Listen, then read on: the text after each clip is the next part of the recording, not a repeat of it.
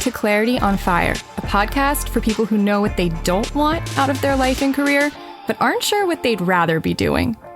In a world where it's easy to exist, but hard to feel alive, we, Kristen and Rachel, two certified life and career coaches, are here to help you cut through the information overload, get unstuck, and focus not just on how you can have a career you're passionate about, but how to create a whole life that feels fulfilling. So join us here, where we serve up inspiration and down-to-earth wisdom in a way that only two best friends can. We want you to experience the relief of knowing that, yes, you're allowed to want more out of your life and career. And no, you don't have to wander through the dark anymore. Our job is to light the fire that shows you the way. Let's go.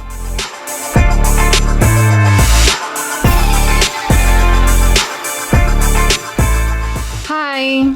Surprise? You didn't know if you were going to hear from us or not. But here we are. I don't think many of them were paying attention at that point in the last episode. If you were attentive, if you're a person who pays attention to detail and you remember. And they remembered. So you have to be attentive and then also remember what you were attending to. Yeah, I'm not one of those people, but there's a few. You might remember that we said we may or may not be back this week, but here we are. We're back, but we're... No thanks to Kristen. Well, sort of thanks. No. We have a different kind of episode thanks to me. Thanks to Rachel being like, you need to come up with a different idea then. How about this? And you were like, oh, okay. Mm-hmm. So I don't know who we're really thanking right now. But then I did find a good one, I believe. So did you guys know that we used to, if you've been listening to this podcast for years, you already knew this. If you're new to it, you might not know that. Long before we podcasted, we blogged.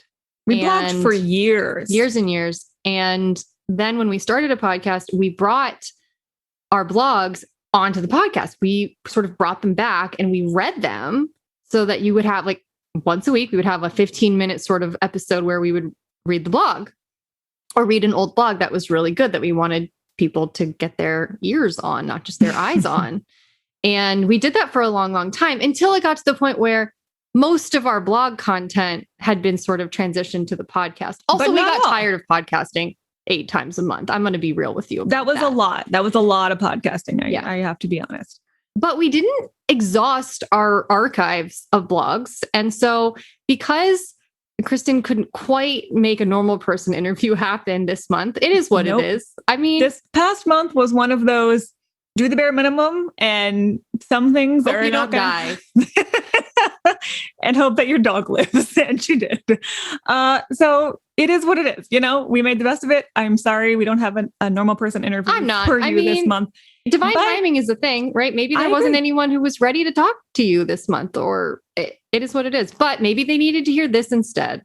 And like Rachel said at the beginning, some of you who found our podcast most recently in the past few months maybe didn't even know that we used to blog at all. We haven't brought blogs on the podcast in a long time. We certainly haven't emailed them out to anybody in a long time. And we have a lot of good blog content. I mean, not to toot our own horns, but not to toot them, but we're good writers and we wrote for a long time, years. And that's how most people got introduced to us in our early days was our blog.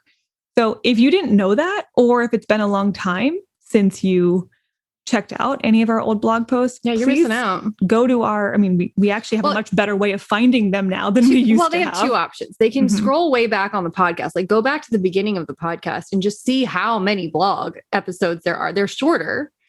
Or you can go to our library, which is a new page we have on our site. You can go to clarityonfire.com/library.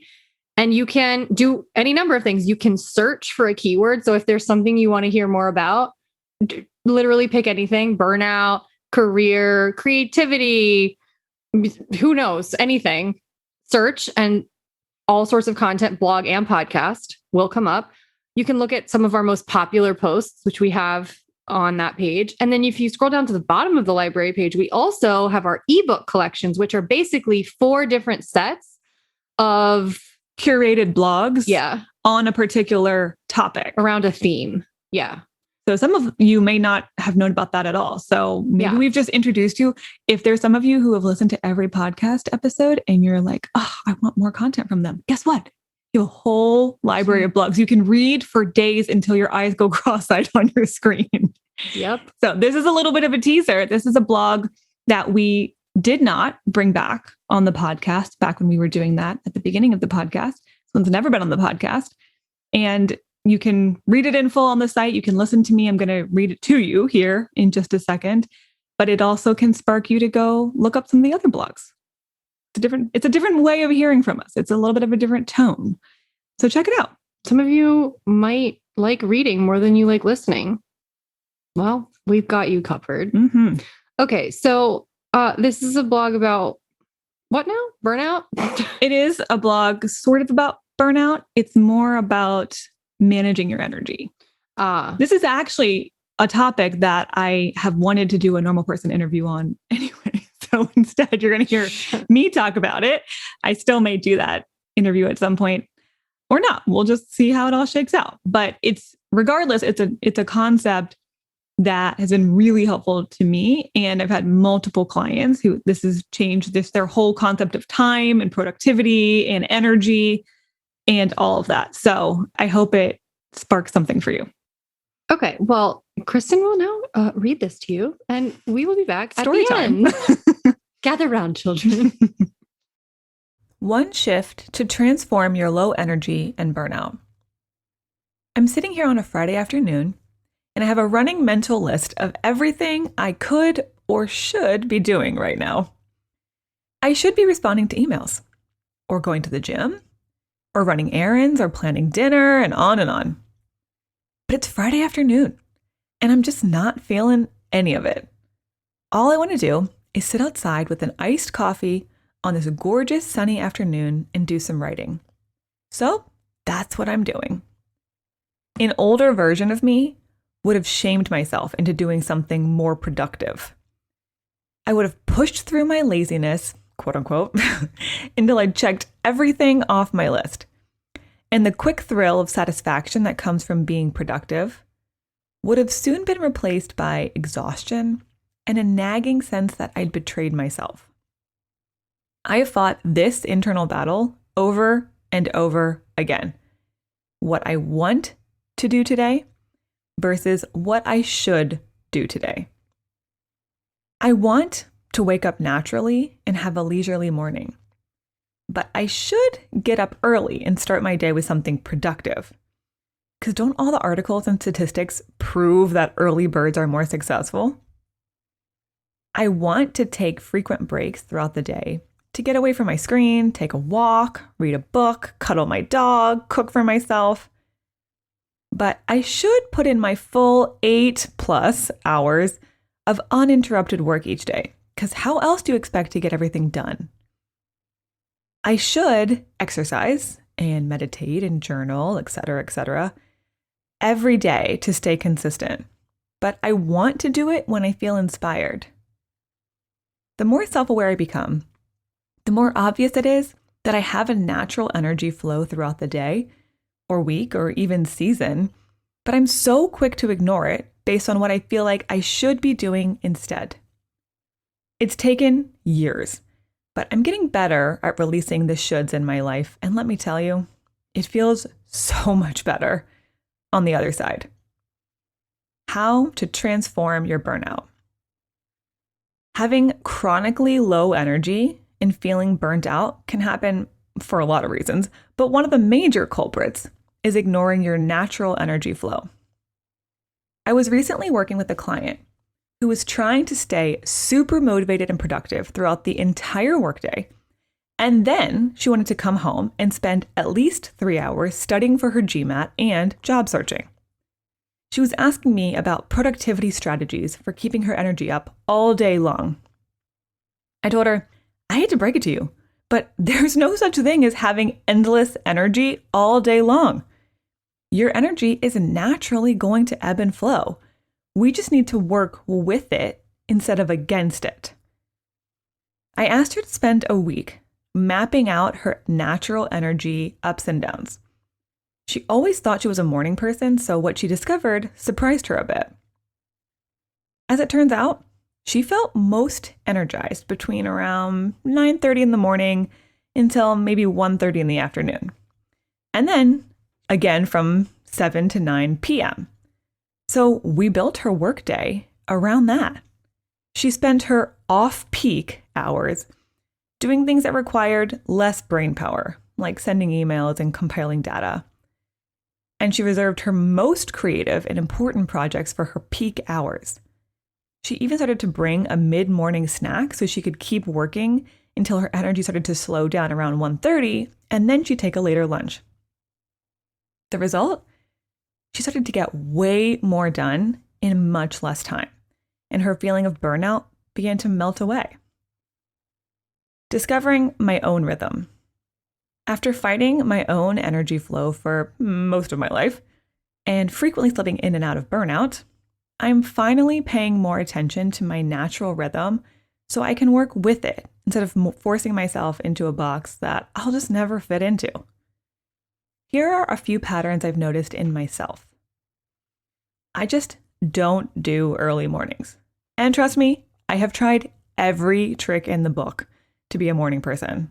Read every article, tried everything. It is just time to give it up. I need buffer time in between my appointments. I'd say 15 minutes minimum. I have the most energy, focus, and motivation between around 10 a.m. to 3 p.m. I feel the most inspired immediately after being outside in nature or listening to an inspiring podcast or audiobook. When my calendar gets too full, I hit a breaking point and I just want to cancel everything.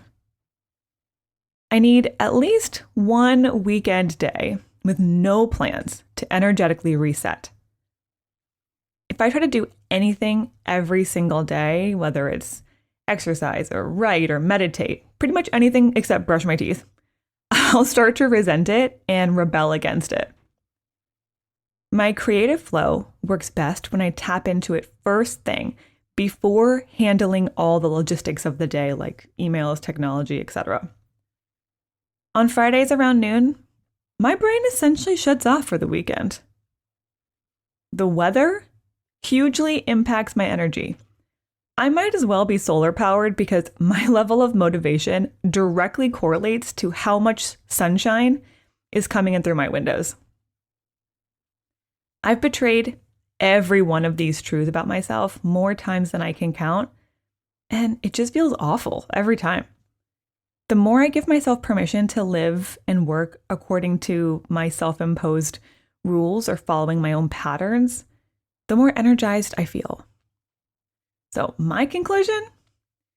Working with your natural energy flow instead of against it will re-energize your life. What does your natural rhythm look like? What are some of the patterns you've noticed in your own energy flow on a daily basis, maybe a weekly basis, monthly, could even be seasonal? Keep in mind that if you've been following a certain schedule, maybe out of necessity or out of feeling of what you should do for a long time, you may have gotten so out of sync with your natural rhythm that it's hard to know what it even is anymore. So start paying attention to your energy ups and downs throughout the day. Jot down any patterns that you notice. Do certain meetings, tasks, or environments or people drain your energy? Is it easier to focus at certain times of the day or the week? When do you start itching to take a break? And then here comes the tough part. How will you give yourself permission to follow your rhythm? What might you need to rearrange or say no to? I'd love to hear, so please leave a comment to let me know. Okay. Next week, we'll be back to our regularly scheduled programming. I promise we will, unless some disaster befalls us, which knock on wood. We're not even going to put that out there. No. Oh, guess where we are right now?